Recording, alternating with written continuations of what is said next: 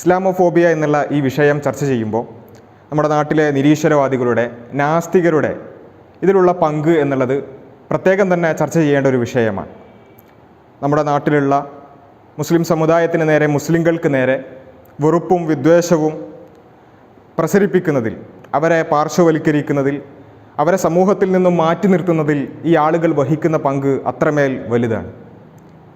ഇതിലെ ഏറെ രസകരമായൊരു വസ്തുത എന്താണെന്ന് ചോദിച്ചാൽ, മുസ്ലിങ്ങൾക്ക് നേരെ, വിശ്വാസികൾക്ക് നേരെ ഇവരുണ്ടാക്കിയെടുക്കുന്ന ഈ ഒരു വെറുപ്പും വിദ്വേഷവും എല്ലാം ചർച്ച ചെയ്യുന്നതിന് മുമ്പ് ഈ ആളുകൾക്കിടയിൽ പോലും, നിരീശ്വരവാദികൾക്കിടയിൽ തന്നെ മുസ്ലിം നാമധാരികളായ ആളുകൾ ഈ ഒരു വിവേചനം അനുഭവിച്ചു കൊണ്ടിരിക്കുന്നു എന്നുള്ള രസകരമായ ഒരു വസ്തുതയാണ്.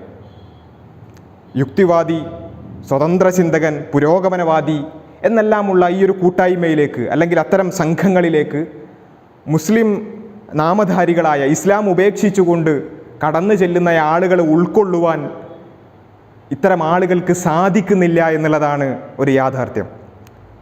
ഇസ്ലാം ഉപേക്ഷിച്ചുകൊണ്ട് സ്വതന്ത്ര ചിന്തകരാകുന്നു എന്നെല്ലാം പറഞ്ഞുകൊണ്ട് പോകുന്ന ആളുകൾക്ക് അവിടെ സ്വതന്ത്ര ചിന്തകരെന്നോ യുക്തിവാദികളെന്നോ എന്ന് സ്വയം അവകാശപ്പെടാൻ പോലും സാധിക്കാതെ അവരെ എക്സ് മുസ്ലിം എന്ന് പറഞ്ഞുകൊണ്ട് പ്രത്യേകം മാറ്റി നിർത്തുന്ന ഒരു സവിശേഷമായൊരു സാഹചര്യമാണ് ഇപ്പോൾ നമ്മൾ കണ്ടുകൊണ്ടിരിക്കുന്നത്. കേരളത്തിലൊക്കെ സംവാദവുമായി ബന്ധപ്പെട്ടുകൊണ്ട് കുടുങ്ങിയപ്പോഴാണ് ഒരു തട്ടിക്കൂട്ട് സംഘടനയായാണ് എക്സ് മുസ്ലിം സംഘടനകളെല്ലാം വന്നതെങ്കിലും ആഗോളതലത്തിൽ തന്നെയുള്ള ഈ സംഘടനകളും അവരുടെ പ്രവർത്തനങ്ങളും പരിശോധിക്കുമ്പോൾ കൃത്യമായ ഒരു അജണ്ട ഇതിന് പിന്നിൽ പ്രവർത്തിക്കുന്നുണ്ട് എന്നുള്ളത് നമുക്ക് മനസ്സിലാക്കാൻ സാധിക്കും. മുസ്ലിങ്ങളായ ചെറുപ്പക്കാരെ സ്വതന്ത്ര ചിന്തയെന്നും ശാസ്ത്രബോധമെന്നും പുരോഗമന ചിന്തയെന്നും എല്ലാം പറഞ്ഞുകൊണ്ട്, പറ്റിച്ചുകൊണ്ട്, അവരെ മതം ഉപേക്ഷിപ്പിച്ച്, ഇതാ നിങ്ങൾ സ്വതന്ത്ര ചിന്തകരാകാൻ പോവുകയാണ് എന്നെല്ലാം പറഞ്ഞുകൊണ്ട് മതം ഉപേക്ഷിപ്പിച്ചതിന് ശേഷം അവർ സ്വതന്ത്ര ചിന്തകരാകാൻ, യുക്തിവാദികളാകാൻ കടന്നു വരുമ്പോൾ, അല്ല, നിങ്ങൾ യുക്തിവാദികളല്ല, നിങ്ങൾ സ്വതന്ത്ര ചിന്തകരല്ല, നിങ്ങളൊന്ന് മാറി നിന്ന് നിങ്ങൾ എക്സ് മുസ്ലിങ്ങൾ മാത്രമാണ് എന്ന് പറയുന്ന അവസ്ഥയാണ് നമുക്ക് കാണാൻ സാധിക്കുന്നത്. അതായത് മുസ്ലിങ്ങളായ ചെറുപ്പക്കാരെ കൊണ്ട് തന്നെ, അല്ലെങ്കിൽ മുസ്ലിം സമുദായത്തിലുള്ളവരെ കൊണ്ട് തന്നെ ഇസ്ലാം വെറുപ്പും മുസ്ലിം വിരോധവും പ്രസരിപ്പിക്കുക എന്നുള്ളതാണ് ഇവർ ചെയ്തുകൊണ്ടിരിക്കുന്നത്.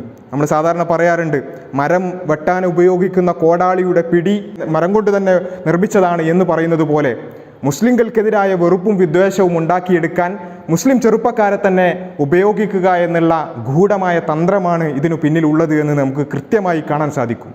അതുകൊണ്ടാണ് മുസ്ലിം നാസ്തികരായ ആളുകൾ, അല്ലെങ്കിൽ ഇസ്ലാം ഉപേക്ഷിച്ചുകൊണ്ട് നിരീശ്വരവാദികളായ ആളുകൾ, അവരുടെ പണി അത് ഇസ്ലാമിനെ വിമർശിക്കുക മാത്രമാണ്, മുസ്ലിങ്ങൾക്കെതിരായ വെറുപ്പും വിദ്വേഷവും സമൂഹത്തിൽ പ്രസരിപ്പിക്കുക മാത്രമാണ്.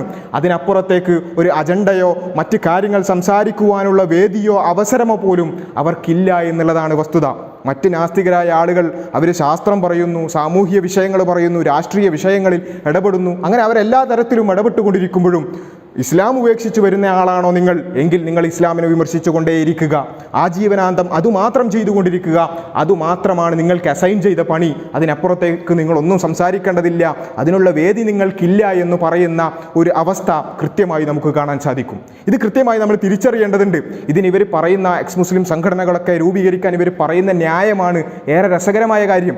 അതായത് ഇസ്ലാം ഉപേക്ഷിച്ചുകൊണ്ട് പോകുന്ന ആളുകൾക്ക് നേരിടേണ്ടി വരുന്ന പ്രശ്നങ്ങളും പ്രയാസങ്ങളും അത് ദൂരീകരിക്കാൻ വേണ്ടിയാണ് ഞങ്ങൾ ഇത്തരം ഒരു സംഘടന എന്നാണ് പറയുന്നത്. ഏത് സമയത്തും സാഹചര്യത്തിലും ഏത് പ്രദേശത്തു നിന്നുകൊണ്ടാണ് ഇത് പറയുന്നത് എന്ന് ആലോചിക്കണം. മുസ്ലിങ്ങൾ എല്ലാ നിലക്കും വേട്ടയാടപ്പെട്ടുകൊണ്ടിരിക്കുന്ന, അവരുടെ അസ്തിത്വം തന്നെ പ്രതിസന്ധിയിലായിരിക്കുന്ന ഒരു കാലഘട്ടത്തിലാണ്, ഫാസിസ്റ്റ് കാലഘട്ടത്തിലാണ് ഈ ഒരു വർത്തമാനം ഇവർ പറയുന്നത്. മാത്രമല്ല, കേരളത്തിൽ നിന്നുകൊണ്ടാണ് ഇവരിത് പറയുന്നത്. ഇവിടെ ഒരു എക്സ് ഹിന്ദു സംഘടന നമ്മൾ കണ്ടിട്ടില്ല, എക്സ് ക്രിസ്ത്യൻ സംഘടന നമ്മൾ കണ്ടിട്ടില്ല, മറിച്ച് എക്സ് മുസ്ലിം മാത്രമാണുള്ളത്, അല്ലേ? ഹിന്ദുമതം ഉപേക്ഷിച്ചതിൻ്റെ പേരിൽ ഫൈസൽ കൊടിഞ്ഞി കൊല്ലപ്പെട്ട കേരളത്തിൽ, യാസർ കൊല്ലപ്പെട്ട കേരളത്തിൽ, ഹൈന്ദവ മതം ഉപേക്ഷിച്ചതിൻ്റെ പേരിൽ ഹാദിയ വേട്ടയാടപ്പെട്ട, ഇപ്പോഴും വേട്ടയാടപ്പെട്ടുകൊണ്ടിരിക്കുന്ന കേരളത്തിൽ നിന്നുകൊണ്ടാണ് ഇവർ സംസാരിക്കുന്നത്. മാത്രമല്ല, നമുക്കറിയാം, നൂറുകണക്കിന് പെൺകുട്ടികൾ ഹിന്ദുമതം ഉപേക്ഷിച്ചതിൻ്റെ പേരിൽ അവർ ഘർ വാപ്പസി പീഡന കേന്ദ്രങ്ങളിൽ അടച്ചിട്ടുകൊണ്ട് പീഡിപ്പിക്കപ്പെട്ടുകൊണ്ടിരിക്കുകയാണ്. ഇപ്പോഴും അത്തരം കേന്ദ്രങ്ങൾ പ്രവർത്തിച്ചുകൊണ്ടിരിക്കുന്ന കേരളത്തിലിരുന്നു കൊണ്ടാണ് ഈ ഒരു തമാശ ഇവർ പറയുന്നത് എന്നുള്ളത് നമ്മൾ കൃത്യമായി മനസ്സിലാക്കണം.